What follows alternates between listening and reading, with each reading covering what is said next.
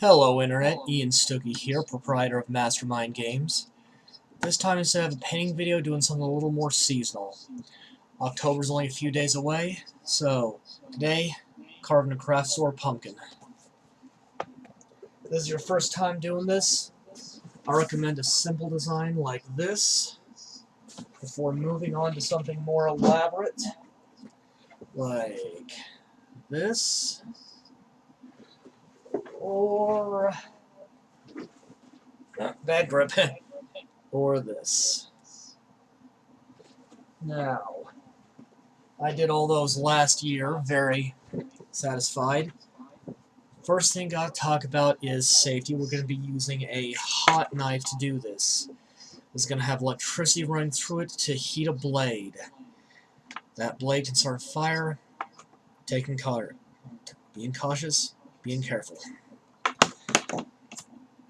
This stand came with it, keeps it off the tabletop. I've got a glass desk here, which will help a lot, but not taking risks. Gonna tape the stand down. I've already got, since there are no handy outlets for this that are not in use, I haven't used an extension cord. Making sure that's gonna stay put. Okay. Got the extension cord clipped to the desk here so that it won't move. So taking a blade, this does discolor with use. Screw that in.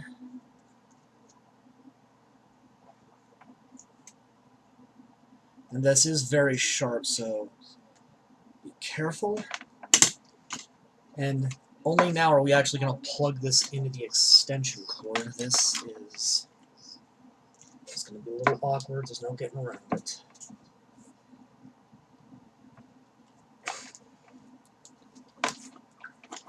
Plugging it in and turning it on. This is going to take a minute to heat up. So in the meantime, figuring out the side you want your design on. I'm going to first start by carving, or taking a pencil and marking out the top. You want a little notch in there. And the opening of the top, you need to make sure it's big enough for your hand to get into, just like with a real pumpkin for a jack-o'-lantern. That should be enough. And I figured out the design a while ago. I have an air purifier going because this thing stinks like you won't believe.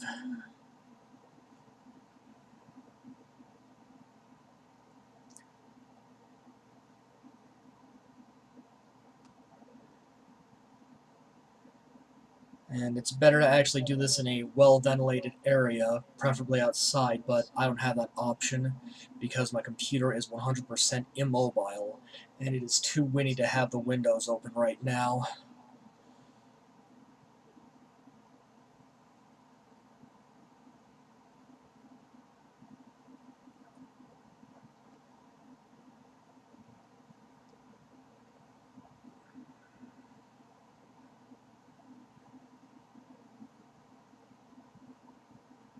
Okay, got the design on there.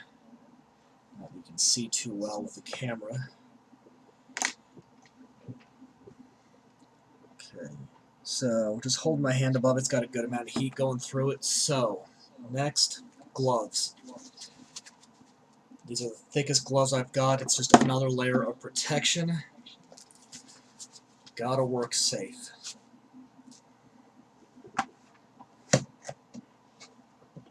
So, gripping by the plastic, never the metal.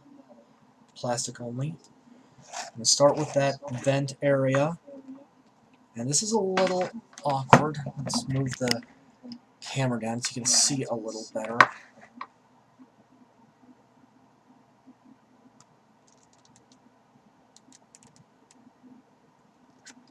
Let the heat do the work for you.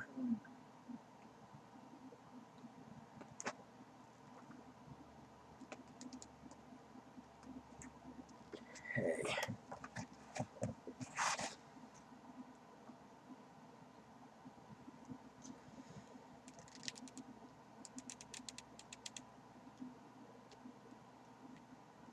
You need to be steady, but by that same token, if you wait too long, it'll actually start to burn it. These things are flammable, so you need to use an LED tea light, not a real candle when you're illuminating it. And you might need to pull it out from time to time, let your knife build up some heat. Just gonna hold on to it.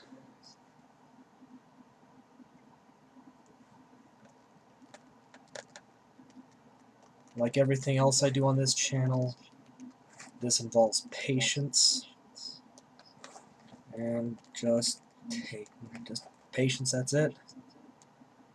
Practice, practice, practice.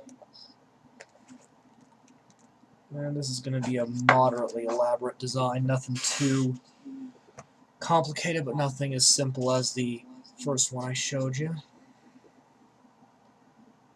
Okay.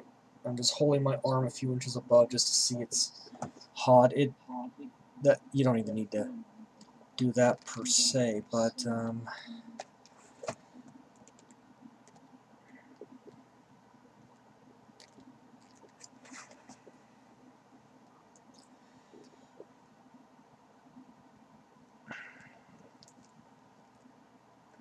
this is still, in my case, a tool I've been getting used to, and I only used it last year for the first time, and thus far I've only used it for this. This is something of a new tradition I like doing. I always like carving jack-o'-lanterns for Halloween, but they're messy, and what always got me about it was they would eventually rot and fall apart. I don't know what that little black booger is, just knock that off of there.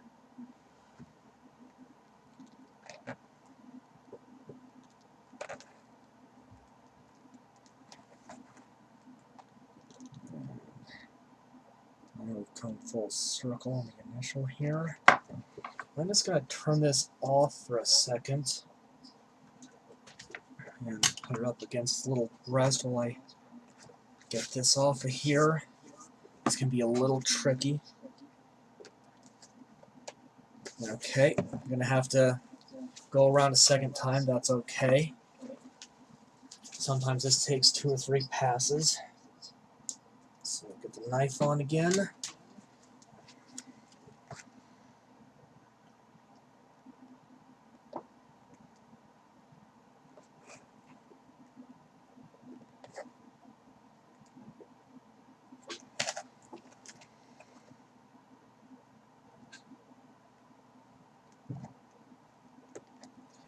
You see on the second pass it's going much smoother because we've already cut it once. And that's not quite got it, so there's obviously somewhere it's not completely cut through on. That might be it right there, actually.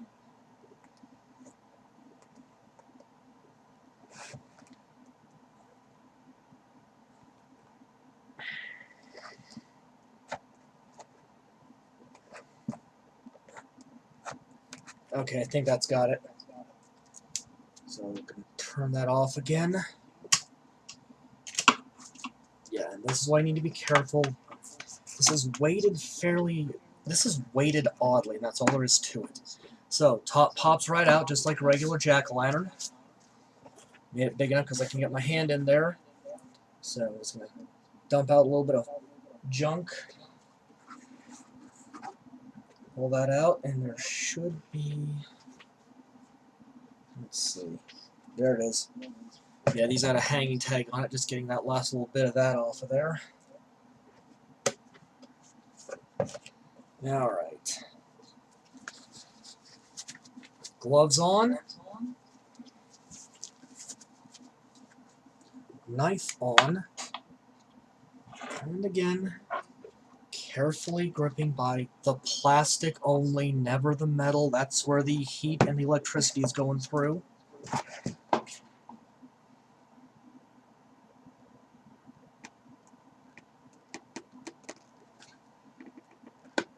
Okay, and this is one of the oddities of this, because the blade in this does not screw in per se the best way, but I'm going to work with it.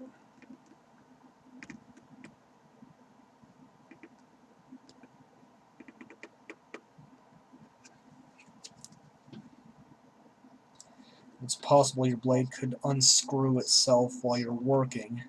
In this case, you're just going to have to stop and let it cool off, screw the blade back in, and start up at a later time. So just carefully cutting through, occasionally letting the blade heat up again.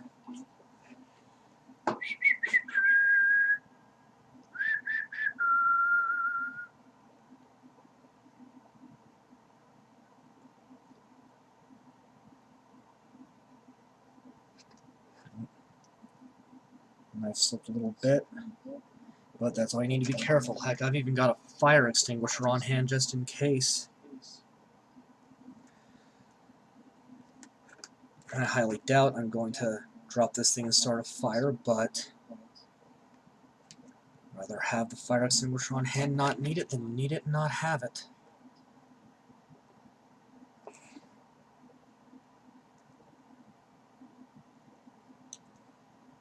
And I'm giving this one just one big honking creepy eye. Yeah. Gotta be honest, I don't do well with gloves in general. These are particularly stiff, so I use them as needed only. In this case, it's just a safety thing. I'd rather be a little uncomfortable for a bit than risk any kind of burns or cuts.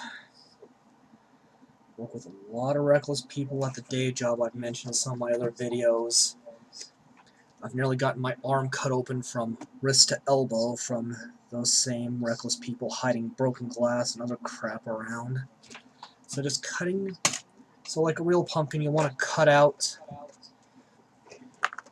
and take out your excess in smaller sections.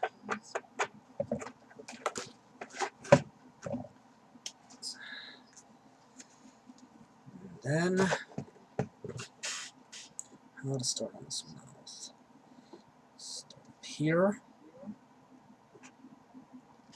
suppose one advantage this might have over a real pumpkin, aside from the permanency, is that if something comes off you don't want off, you got the option of super glue.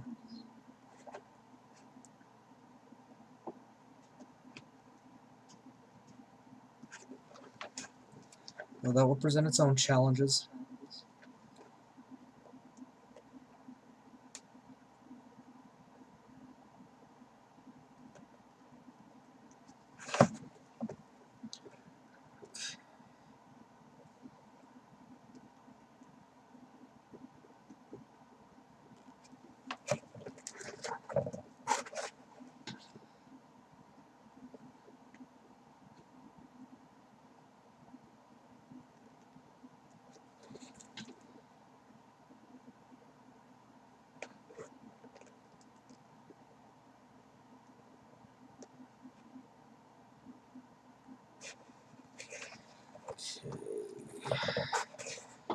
Just about done with the top of his big creepy grimace here.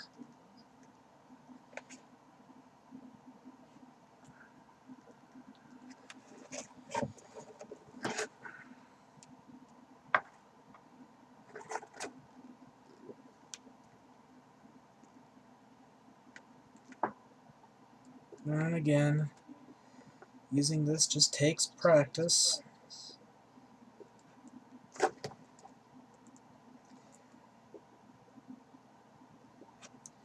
In terms of tools in general for any hobby, invest what you need to. Uh-oh, bad grip. Okay. Invest what you need to, but, you know, not more than you per se have to. Since I only do this once a year, for example, I'm just using a lower end heat knife. Whereas my sculpting tools and paintbrushes I've invested quite a bit in. But if this is something you're going to do all the time, then I would recommend absolutely buying a higher quality heat knife than this. I think I spent only 20 bucks on this one, maybe less. But again,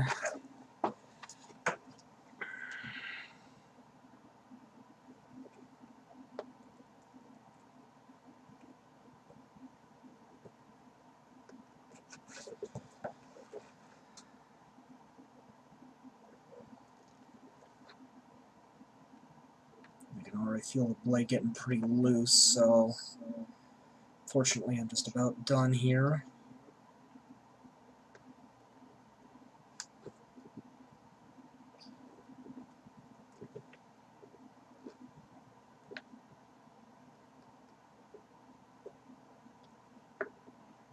You can see how this cuts pretty smoothly. You can't really do this with a regular knife or a box cutter. Okay, and then we're going to make a few cuts to let this pop out in smaller sections.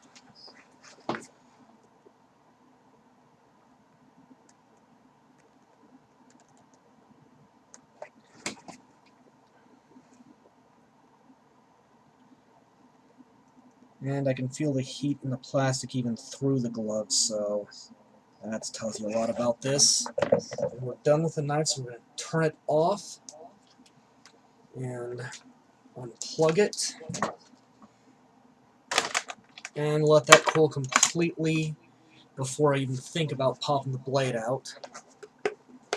We're just going to pop out these sections for the mouth. I'm not doing a nose on this one.